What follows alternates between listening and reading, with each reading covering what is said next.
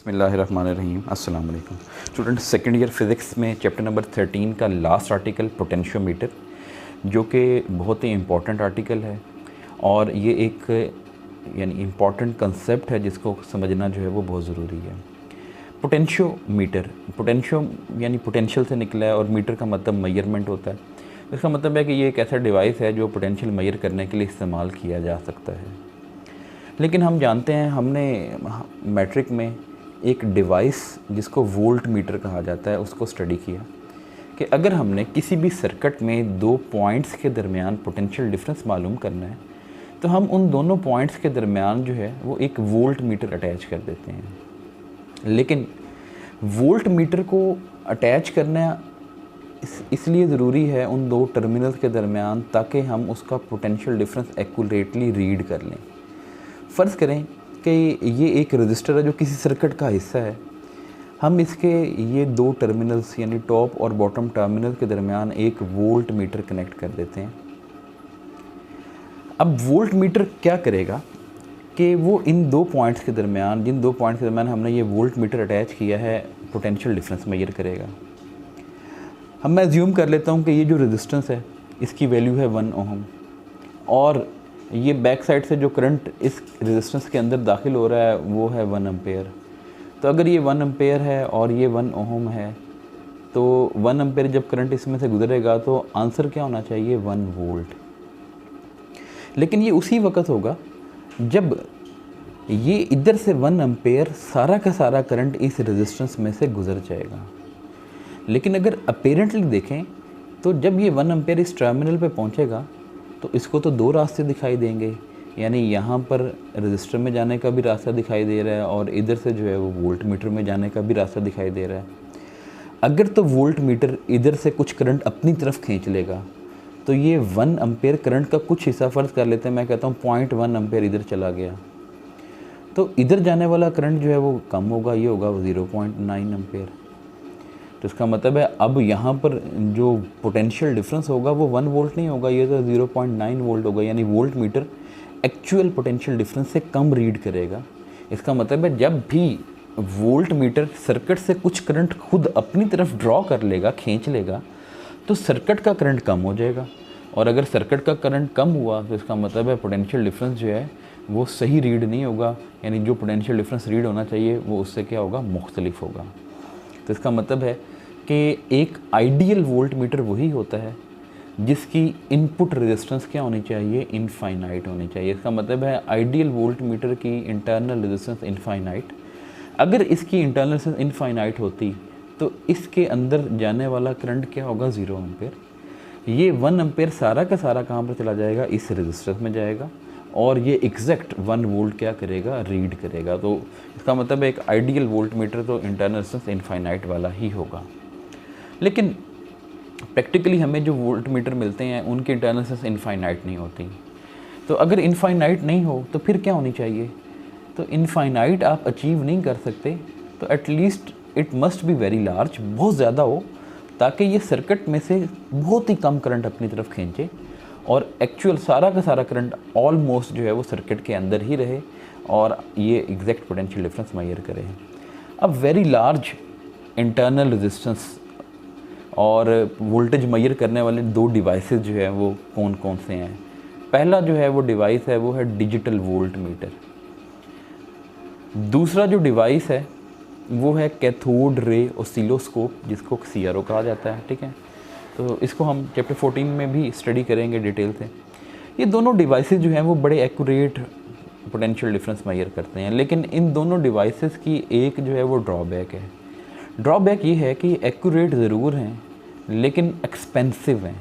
तो इसका मतलब है नॉर्मल जो हमारी लैब है स्कूल कॉलेज वगैरह की, वहाँ पर हम इनको जो है वो फ्रीक्वेंटली यूज़ नहीं करते हैं। ठीक है, तो अगर हमने जस्ट किसी चीज़ को स्टडी करना है, किसी चीज़ का पर्पस स्टडी करना है, तो हम इतना एक्सपेंसिव जो है वो डिवाइसेस यूज़ नहीं करते कॉमनली।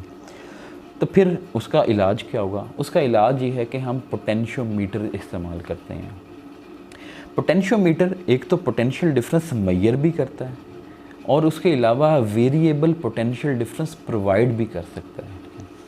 अब पोटेंशियोमीटर क्या होता है? एक्चुअली में ये एक वायर है, यानी एक रेजिस्टेंस है जो इन दी फॉर्म ऑफ वायर होती है, ठीक है। तो आप ये समझें कि ये एक लॉन्ग रेजिस्टेंस है स्ट्रेट, ठीक है। आप इसको रियोस्टेट से भी कंपैरिजन कर सकते हैं, लेकिन बस फ़र्क ये था कि रियोस्टेट में वो जो वायर थी वो सिलेंडर के ऊपर वाउंड की हुई थी, यहाँ पर वायर जो है वो बिल्कुल क्या होगी, स्ट्रेट शक्ल में होगी। ये इसका टर्मिनल ए है और ये इसका टर्मिनल बी है। आपने इसकी टोटल रेजिस्टेंस को अज्यूम कर लेना है कि इसकी टोटल रेजिस्टेंस है आर। आप क्या करें, यहाँ पर एक बैटरी खुद से अटैच कर दें, ठीक है, जिसको स्टैंडर्ड ईएमएफ सोर्स कहा जाता है, जिसकी वैल्यू आपको पता होती है और इसकी ईएमएफ कितनी होगी, ई होगी। अब हम क्या करते हैं, एक तीसरा स्लाइडिंग टर्मिनल जैसे रियोस्टेट में होता था, सी ले लेते हैं। ए और सी के दरमियान जो रेजिस्टेंस है, यानी ए और सी के दरमियान जो रेजिस्टेंस है, उस रेजिस्टेंस को आप क्या नाम दे दें, उसको स्मॉल आर का नाम दे दें। ए और बी के दरमियान जो टोटल रेजिस्टेंस है उसको आप किस चीज़ का नाम दे दें, कैपिटल आर का नाम दे दें। तो इस सर्किट में गुजरने वाला जो करंट होगा वो किसके बराबर होगा, वो होगा total EMF between A and B and total resistance between A and B, तो वो आ जाएगा ई ओवर आर। और अगर आपको चाहिए कि हम पोटेंशियल डिफरेंस मालूम करें, लेकिन सिर्फ और सिर्फ कौन से पॉइंट्स के दरमियान, ए और सी के दरमियान, तो आपको पता है कि ए और सी के दरमियान करंट तो आई ही फ्लो कर रहा है और जो रेजिस्टेंस है ए और सी के दरमियान उसको आपने स्मॉल आर का नाम जो है वो दे दिया है। तो आप जो है वो आई की जगह वैल्यू पुट कर दें E over capital R into small R, और आप उसको लिख सकते हैं small R over capital R into E. तो ये है potential difference between point A and C. अब अगर देखें सी पॉइंट बिल्कुल ए के ऊपर जो है वो क्या होगा, कंसाइड करेगा, ठीक है। तो सी जब कनेक्ट हो जाएगा किसके साथ, ए के साथ, तो उस वक्त ए और सी के दरमियान कोई रेजिस्टेंस नहीं रहेगी।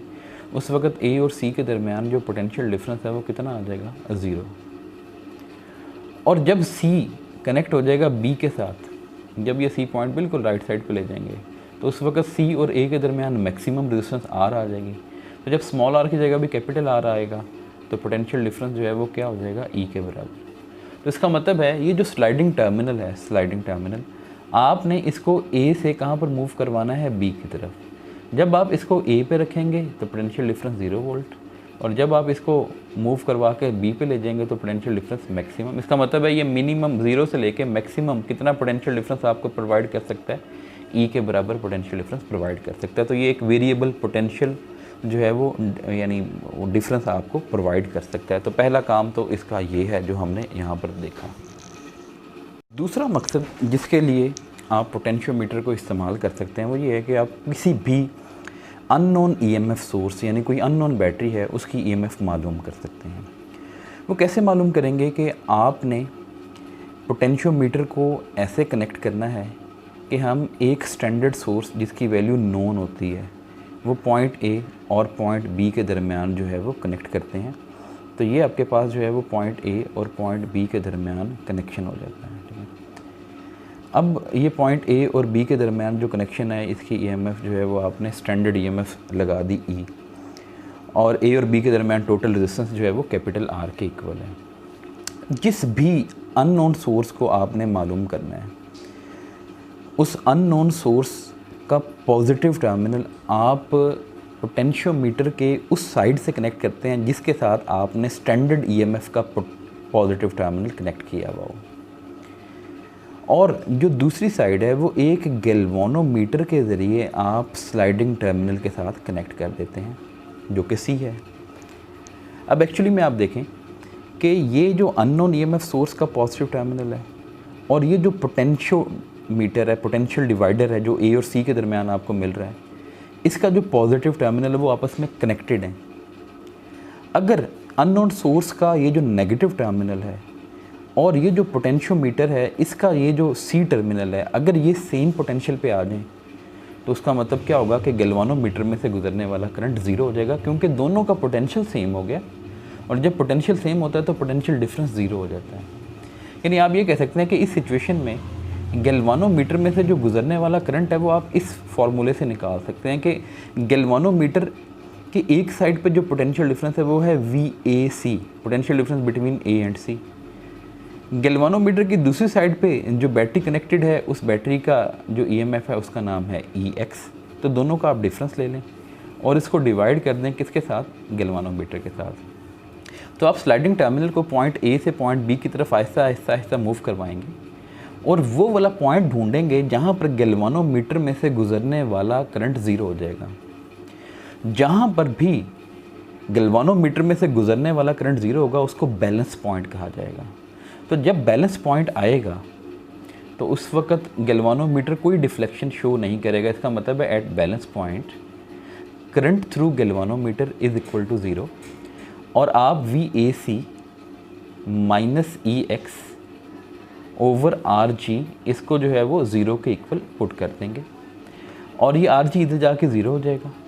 सिर्फ बचेगा VAC minus EX is equal to zero. इसका मतलब है आप इस नतीजे पे पहुंचेंगे कि EX is equal to VAC, ये AC के बराबर है। अभी हमने ये देखा कि A और C के दरमियान जो पोटेंशियल डिफरेंस है वो किसके बराबर होता है, वो होता है R over capital R into E। तो ये अननोन EMF आप इस तरह से मालूम कर सकते हैं, लेकिन ये अननोन EMF उसी वक्त मालूम होगी अगर EX की वैल्यू जो है वो E के मुकाबले में क्या होगी, कम होगी। अगर EX की वैल्यू E से ज़्यादा होगी तो कोई ऐसा पॉइंट नहीं आएगा इस पूरे A से लेके B तक जहाँ पर ये बैलेंस पॉइंट मिले, यानी गैल्वानोमीटर में से गुजरने वाला करंट जो है वो क्या हो, ज़ीरो हो जाए। ऐसा कोई पॉइंट नहीं मिलेगा। तो इसलिए EX must be less than E। अब अगर फ़र्ज़ करें ये जो आपने वायर इस्तेमाल की है पोटेंशियोमीटर की, इसकी थिकनेस यूनिफॉर्म है, यानी इसका क्रॉस सेक्शनल एरिया जो है वो क्या है, यूनिफॉर्म है। तो आप जानते हैं कि किसी भी वायर की जो रेजिस्टेंस होती है वो उसकी लेंथ के डायरेक्टली प्रोपोर्शनल होती है। तो अगर टोटल रेजिस्टेंस R है तो वो टोटल लेंथ के डायरेक्टली प्रोपोर्शनल होगी। और अगर A और C के दरमियान रेजिस्टेंस को आपने स्मॉल r से रिप्रेजेंट किया हुआ है तो वो किसके डायरेक्टली प्रोपोर्शनल होगी, स्मॉल l, यानी A और C के दरमियान जो वायर का वो पोर्शन है उसकी लेंथ को आप स्मॉल l कह दें। तो आप यहाँ पर स्मॉल r की जगह स्मॉल l पुट कर दें, कैपिटल R की जगह कैपिटल L पुट कर दें। तो इस तरह से आप अननोन EMF मालूम कर सकते हैं। कैपिटल L का मतलब है total length of the potentiometer और स्मॉल l का मतलब है बैलेंसिंग लेंथ, यानी वो लेंथ जहाँ पर जाके आपको बैलेंस पॉइंट मिल गया और गैल्वानोमीटर में से गुजरने वाला करंट जो है वो क्या हो गया, ज़ीरो हो गया। तो ये आपके पास EX की वैल्यू आ जाएगी। नेक्स्ट सिचुएशन ये है कि आप ये देख सकते हैं कि अगर आपके पास दो अननोन EMF सोर्सेज हैं, एक है E1 और एक है E2, आप इन दोनों को आपस में क्या करना चाहते हैं, कंपेयर करना चाहते हैं कि कौन सा लार्जर है कौन सा स्मॉलर है। तो आप एक दफ़ा यहाँ पर E1 को अटैच कर दें और उसकी बैलेंसिंग लेंथ मालूम करें।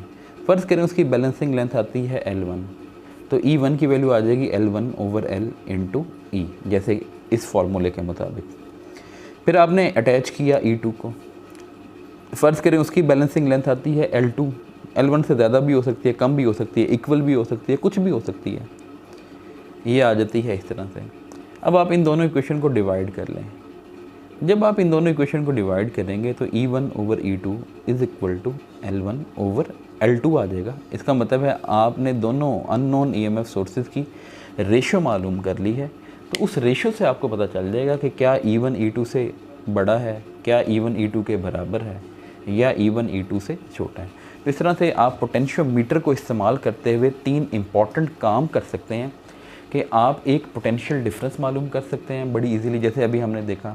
और देखें ये पोटेंशियल डिफरेंस बड़ा ही एक्यूरेटली मेजर किया, क्योंकि जिस वक्त आपने पोटेंशियल डिफरेंस मालूम किया उस वक्त सर्किट में से गुजरने वाला करंट कितना था, ज़ीरो था। और यहाँ पर हम भी कहते रहे हैं कि एक आइडियल वोल्ट मीटर की इंटरनल रेजिस्टेंस इनफाइनाइट होती है और वो इसलिए होनी चाहिए ताकि ये सर्किट में से कोई करंट ड्रॉ ना करे, और जो सर्किट का करंट अगर कांस्टेंट रहेगा, एग्जैक्ट रहेगा, तो ये रीडिंग भी क्या करेगा, एक्यूरेट मेजर करेगा। तो इसका मतलब है potentiometer is better than a practical volt meter, क्योंकि पोटेंशियोमीटर एक प्रैक्टिकल डिवाइस है और प्रैक्टिकली जब आप इससे वोल्टेज या पोटेंशियल डिफरेंस मेजर करते हैं तो जिस वक्त ये पोटेंशियल डिफरेंस आपको मेजर करके देता है उस वक्त इसमें से गुजरने वाला करंट ज़ीरो होता है। तो इसलिए potentiometer is better than volt meter. It may be used to find potential difference of unknown EMF source. It may be used to compare two unknown EMF sources.